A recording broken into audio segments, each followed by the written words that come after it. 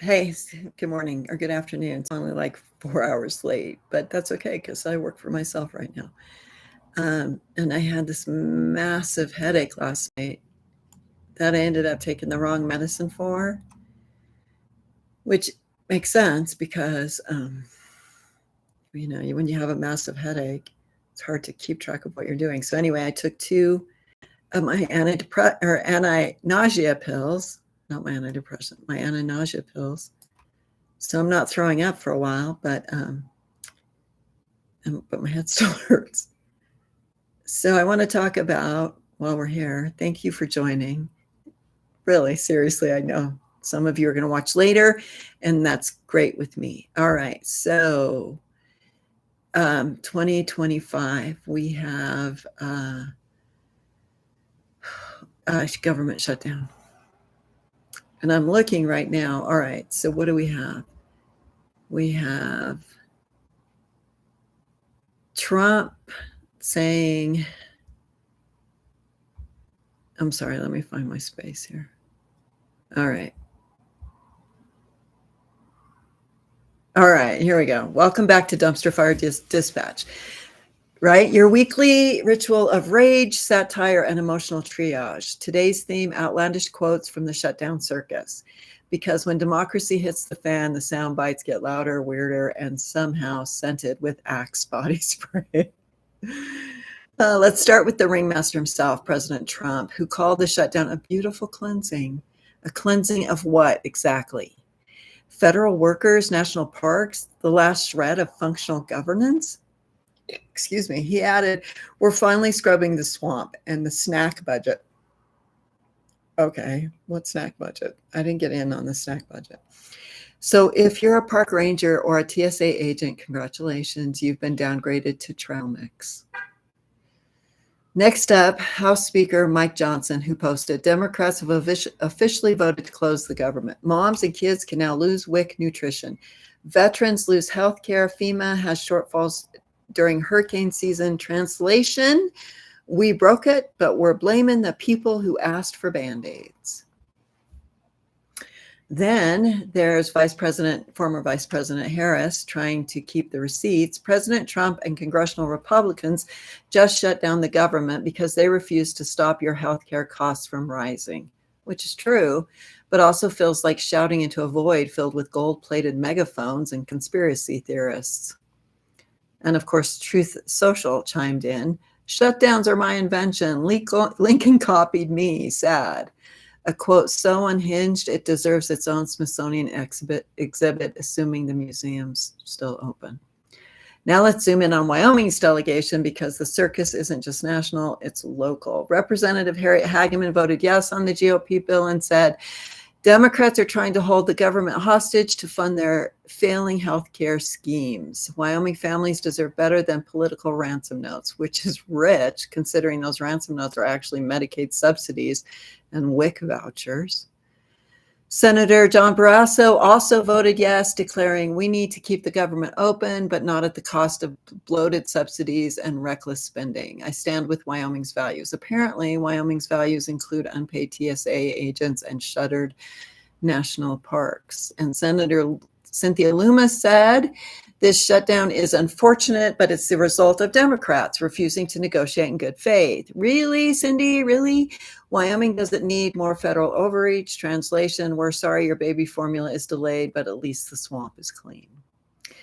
So what do we do with all this? We laugh, we rage, because satire is self-care and storytelling is resistance. That's your Dumpster Fire Dispatch for this week.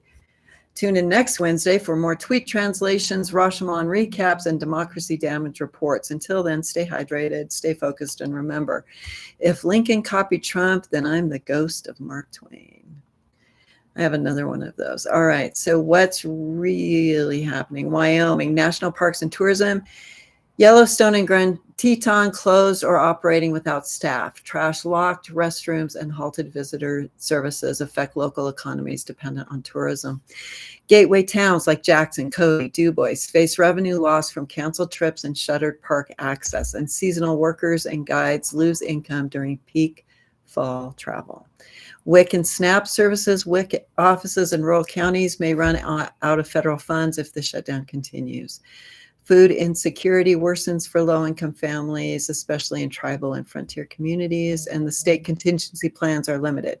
Wyoming's budget can't fully absorb federal shortfalls.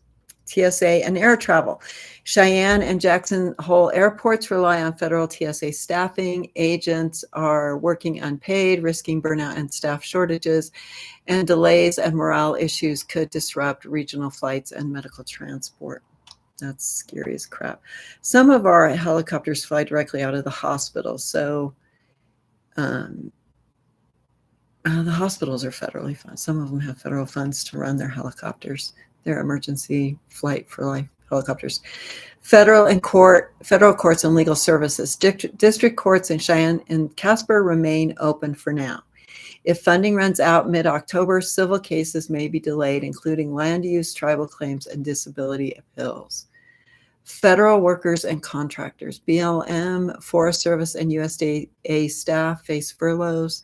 Ranchers and landowners may lose access to grazing permits, conservation support, and wildlife coordination. And contractors working on federal grants or infrastructure projects are stalled.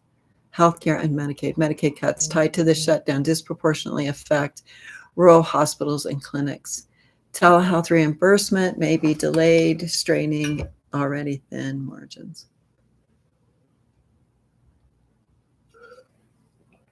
What's the solution? Well, the solution is they come back together and come to some sort of reasonable understanding. I mean, when we're talking about Republicans, we're talking about fiscally conservative, right? Oh, they're fiscally conservative. So my counterpoint is Democrats are fiscally responsible. Like, we are responsible with our money.